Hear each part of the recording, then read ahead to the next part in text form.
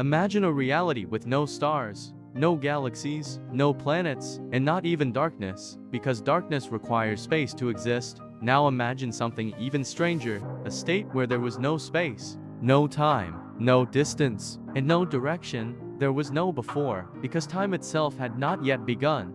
There was no somewhere, because space did not exist. This is one of the most difficult ideas for the human mind to grasp. Our brains evolved to understand cause and effect. Everything we know has a beginning. A seed becomes a tree, a child becomes an adult, a star is born and eventually dies. Naturally, we ask what happened before the Big Bang? Yet according to modern physics, that question may not even make sense. If time itself began with the Big Bang, asking what happened before it is like asking, what's north of the North Pole? The question assumes a direction that simply doesn't exist. According to Einstein's theory of general relativity, space and time are woven together into what scientists call spacetime. They are not separate things. When one begins, so does the other. Travel far enough back in cosmic history, and eventually every clock in the universe reaches the same impossible moment. Time itself approaches zero, not because something stopped the clocks, but because there were no clocks to measure anything at all. No atoms. No light. No energy flowing through space, only a boundary beyond which today's physics can no longer describe reality. Some physicists believe the universe emerged from a quantum fluctuation, a tiny event governed by the strange rules of quantum mechanics. Others suggest our universe may have been born from the collapse of another universe. Some propose an eternal multiverse where countless universes constantly appear and disappear like bubbles forming on the surface of an infinite cosmic ocean. There are even theories suggesting that the Big Bang was not the true beginning. Instead, it may have been a transition, a doorway from an earlier cosmic cycle that existed beyond our ability to observe. The truth is ... and no one knows, and that uncertainty is one of the greatest mysteries in science. It reminds us that despite all our telescopes, satellites, and equations, humanity has only just begun to understand the universe. Every discovery opens another question. Every answer reveals a deeper mystery. Perhaps the beginning of everything is forever hidden behind a curtain that the laws of physics themselves cannot penetrate, or perhaps one day, a new theory will finally allow us to see beyond that invisible wall. Until then, the beginning of time remains one of the last great frontiers of human knowledge, and our journey is only just beginning.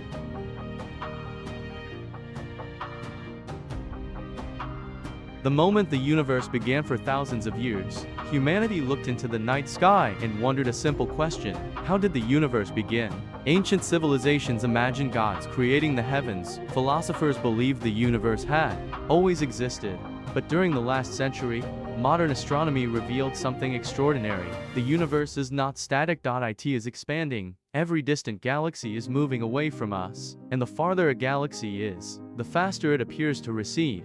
This remarkable discovery, first observed by Edwin Hubble in 1929, transformed our understanding of the cosmos. If the universe is expanding today, then following that expansion backward leads to an astonishing conclusion.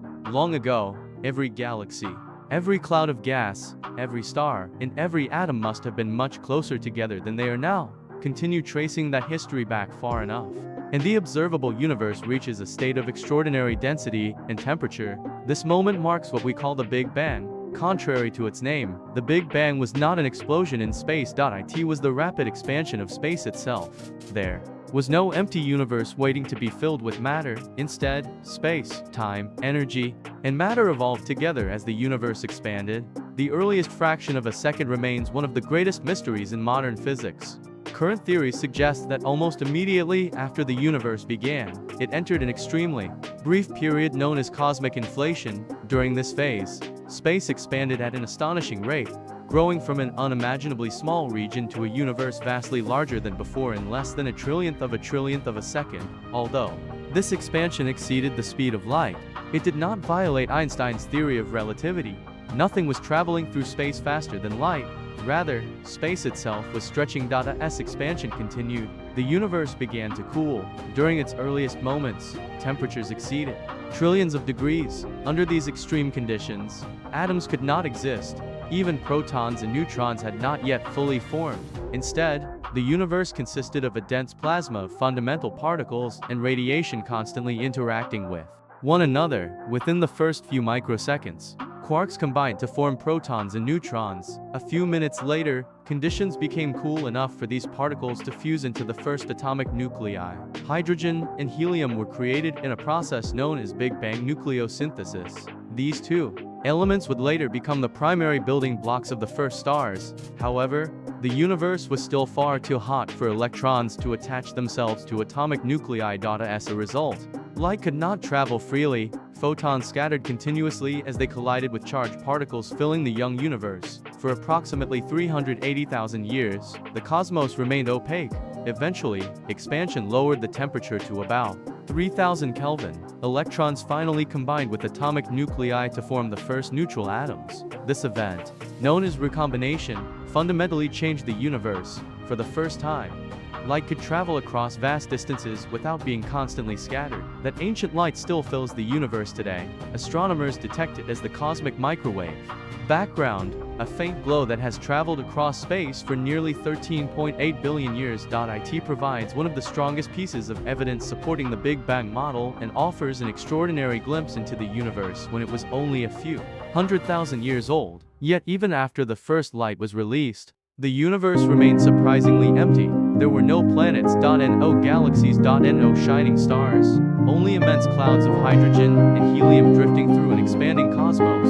Over the next hundreds of millions of years, gravity would slowly reshape this simple universe into something far more familiar. The first stars were about to ignite, ending the cosmic darkness and beginning a new chapter in the history of the universe. When the universe lit up for hundreds of thousands of years after the Big Bang, the universe had become transparent, but it was still a remarkably simple place. There were no galaxies stretching across the cosmos. No planets orbiting distant suns. No black holes. At the centers of massive star systems, the universe consisted almost entirely of hydrogen and helium, the two lightest elements created during the first few minutes of cosmic history. These gases were spread throughout space with extraordinary uniformity, yet they were not perfectly smooth. Tiny fluctuations in density, far too small to notice on human scales, have been imprinted into the universe during its earliest moments, over millions of years. Gravity slowly amplified these slight differences. Regions containing just a little more matter than their surroundings exerted a slightly stronger gravitation. As a result, they attracted even more gas. The process fed itself continuously. The denser these regions became, the faster they continued to grow. This gradual accumulation of matter marked the beginning of cosmic structure. Immense clouds of hydrogen and helium formed across the expanding universe, some stretching hundreds of thousands of light years. Within these clouds, gravity continued compressing the gas toward their centers.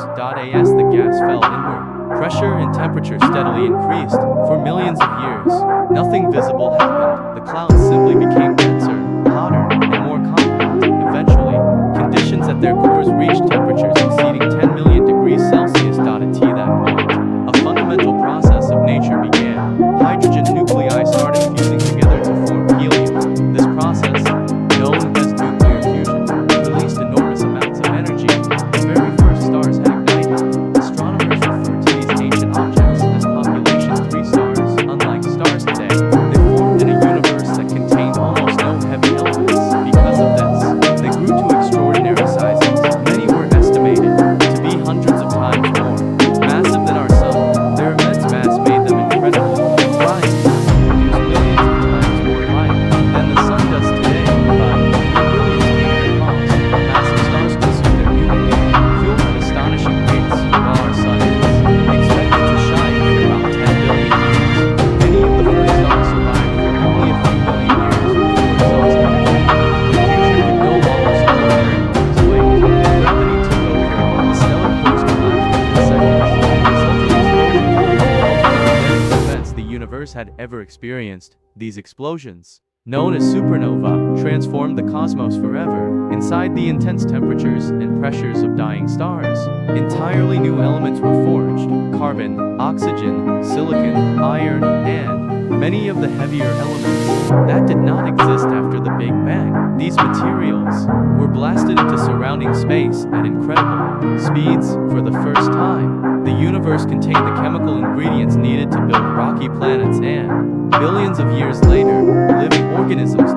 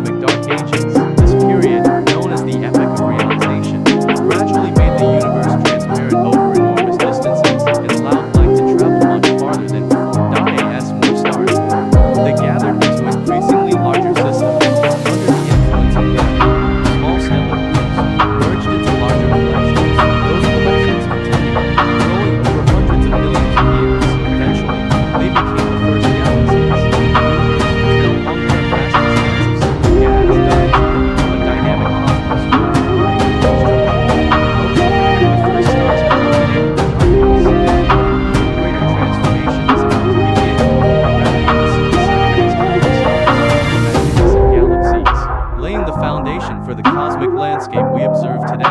The story of galaxies was just beginning.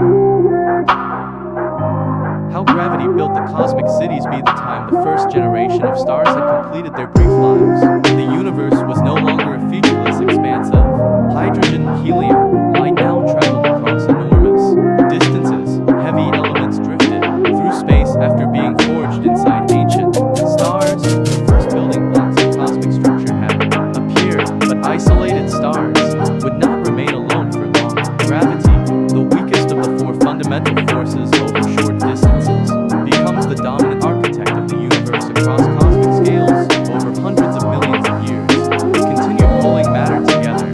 Small groups of stars merged into larger systems. Clouds of gas collapsed into increasingly massive structures. What emerged were the first proto-galaxies, irregular collections of stars, gas, and dark matter that looked very different from the elegant spiral galaxies we see today. This transformation is invisible and real. Astronomers know unlike dark matter does not bend across a reflected light dot in a telescope. Its existence is inherent in gravity alone. Although invisible, dark matter makes up about 85% of all matter. Without it, galaxies as we know them could never have formed. Long before ordinary gas gathered together, enormous halos of dark matter had already begun assembling throughout the expanding universe. These halos acted like giant gravitational wells. Hydrogen and helium slowly fell inward, collecting inside these invisible structures. As more gas accumulated, new generations of stars formed in increasing numbers. Each new star enriched the surrounding gas with heavier elements when it reached the end of its life. With every stellar generation, the universe became more chemically complex. Over time, galaxies continued growing through collisions and mergers. Contrary to what the word suggests, most galactic collisions are surprisingly gentle. The stars themselves are separated by such enormous distances that direct stellar collisions are extremely rare. Instead, gravity gradually reshapes the galaxies. Their spiral arms stretch, their gas clouds compress. New waves of star formation spread across emerging systems. Some galaxies grew into graceful spirals like our own Milky Way. Others became giant habitable galaxies, containing trillions of stars. Still others remained irregular, their shapes distorted by repeated gravitational encounters. Meanwhile, another remarkable process was unfolding deep inside many young galaxies near their center. Enormous concentrations of matter collapsed into objects so dense, not even light could escape. These became supermassive black holes. Today, astronomers believe nearly every large galaxy contains one. The supermassive black hole at the center of the Milky Way, known as Sagittarius A, contains about 4 billion times the mass of our Sun.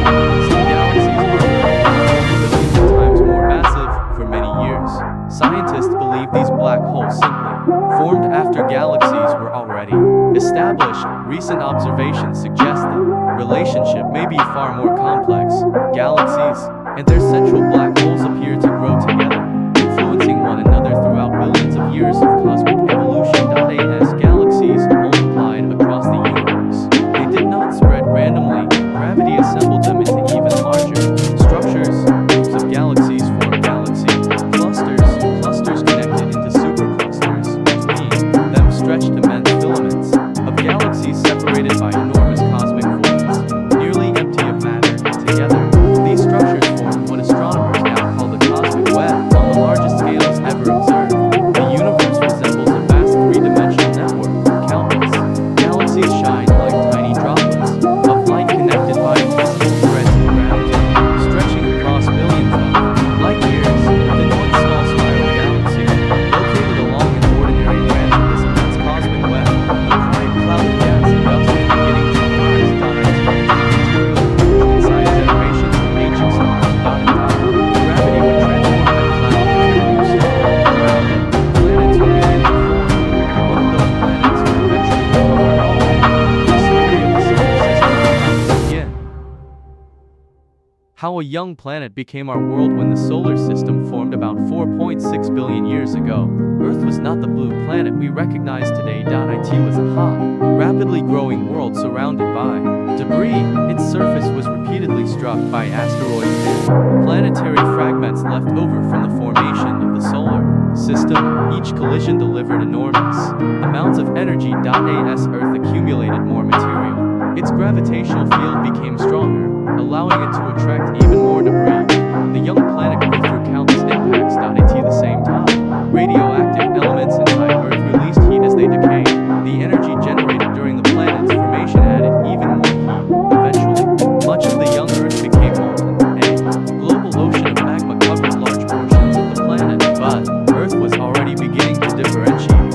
Internally, dense elements such as iron and nickel sank toward the center. Lighter, silicate materials remained closer to the surface over millions of years. This process produced the basic internal structure Earth has today, or the mantle and the crust deep beneath the surface. Iron accumulated at the center and eventually formed Earth's metallic core. The movement of molten metal within the outer core will later generate Earth's magnetic field. That magnetic field became a shield against the solar wind and charged particles emitted by the young sun. Earth's most dramatic early event was still ahead. Around 4.5 billion years ago, Earth experienced a collision unlike any in its later history. A Mars-sized planetary body, commonly called struck the young Earth. The impact was enormous. Rock from both worlds was vaporized and blasted into orbit. For a time, Earth was surrounded by a massive disk of molten and vaporized material under gravity. This debris gradually began to collect. Fragments collided with one another. Larger pieces attracted smaller ones. Eventually, the material merged into a single spherical body. The moon had formed. This time, the moon was much closer to Earth than it is today. Its gravitational influence produced enormous tidal forces. Across the young planet, Earth itself was also rotating much faster. A day may have lasted only a few hours. Over hundreds of millions of years, tidal interactions between Earth and the moon gradually transferred rotational energy into the moon's orbit. The moon slowly moved farther away. Today, it is receding from Earth at an average rate of about 3.8 centimeters per year. Meanwhile, Earth's surface was slowly cooling. The molten exterior began to solidify. The first crust formed. Volcanic activity remained intense, releasing enormous quantities of gases into the atmosphere. Water vapor, carbon dioxide, nitrogen, and other gases accumulated in the planet. There was still almost no free oxygen in Earth's early atmosphere. It would have been completely unrecognizable compared with the air we breathe today. As the planet cooled further, water vapor condensed and rain began falling across the young surface. For thousands, perhaps millions of years, precipitation accumulated in low-lying regions. Eventually, oceans formed. Some water may have originated from Earth's interior through volcanic activity. Additional water may have been delivered by water-rich asteroids and other bodies. During the early history of the solar system, the exact contribution of each source remains an active area of research. But once liquid water became stable on the surface, Earth entered a new phase. The planet now possessed several ingredients essential for life: liquid water, organic molecules, a source of energy, and an environment where complex chemistry could continue for long periods.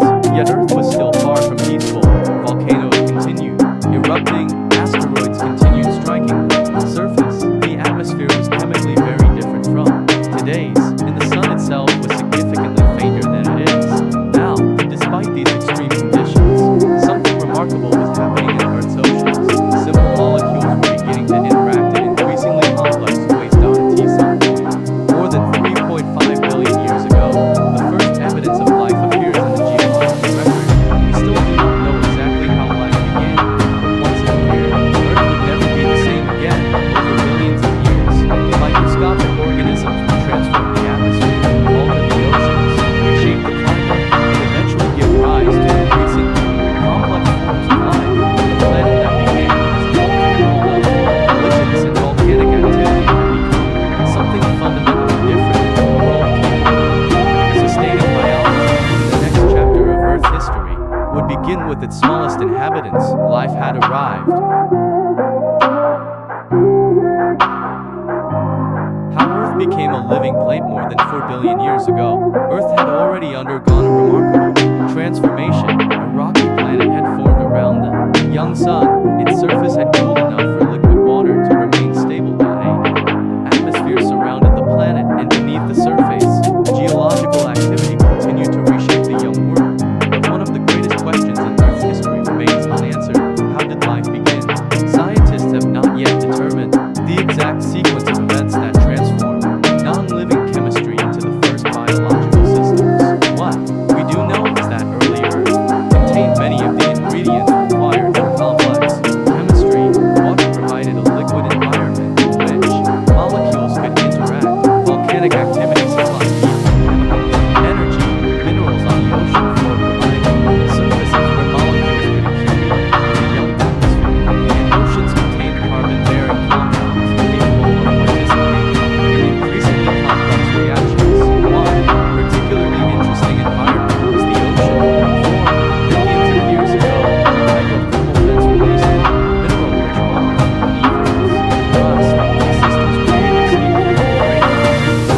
hot fluids emerging from the vents, and the colder surrounding ocean. Some scientists believe these gradients may have provided an energy source for early prebiotic chemistry. Other hypotheses place the origin of life in shallow pools, volcanic environments, or environments influenced by impacts in atmospheric chemistry. There's still no consensus, but eventually, something fundamentally different appeared, a system capable of maintaining itself and reproducing. The earliest organisms were almost certainly microscopic and far simpler than modern cells. Evidence from ancient rock suggests that life existed on Earth more than 3.5 billion years ago. Although the exact timing of life's origin remains uncertain, for hundreds of millions of years, these microorganisms dominated the planet. They were small enough to be invisible to the naked eye, yet their impact on Earth would eventually become enormous. Some of these early organisms developed the ability to capture energy from sunlight. This process eventually evolved into oxygen-producing photosynthesis. Cyanobacteria became especially important. They absorbed carbon dioxide and released oxygen as a byproduct. At first, that oxygen reacted with minerals and dissolved iron in the oceans. But eventually, those chemical sinks became saturated. Oxygen began accumulating in the atmosphere. Around 2.1 billion years ago, atmospheric oxygen increased dramatically during an event known as the Great Oxidation Event. Many organisms had depended on oxygen-free environments.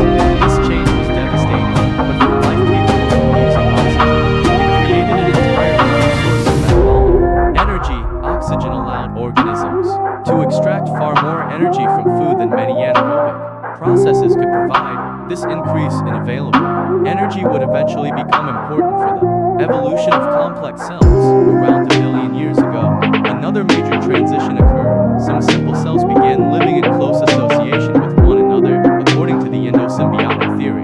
Mitochondria, the structures responsible for producing much of the energy inside modern complex cells, originated from ancient bacteria that were incorporated into another cell. A similar process occurred with chloroplasts in plants and algae.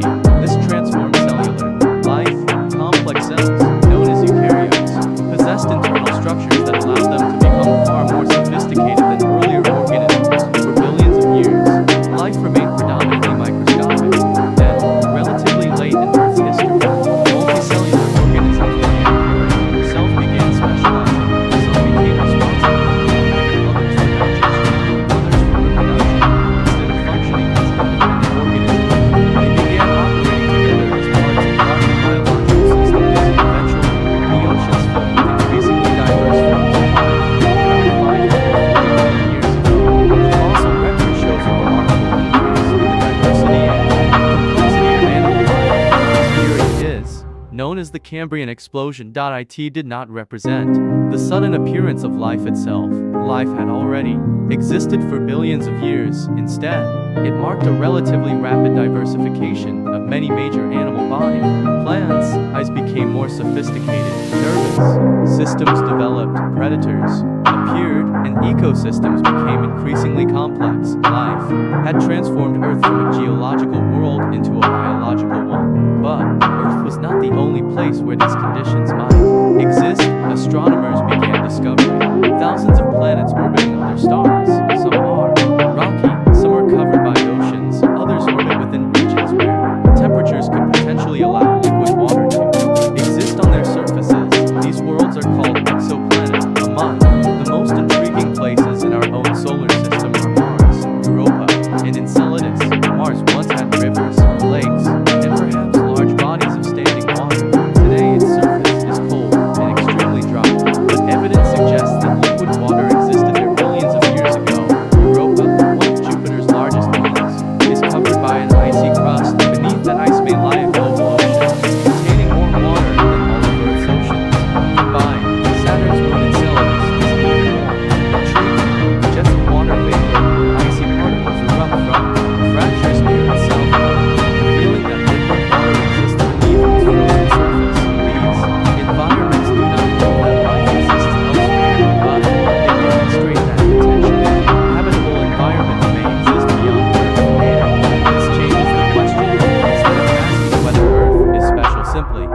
Because it contains water, scientists can now ask something much more profound. How common are the conditions that allow life to emerge?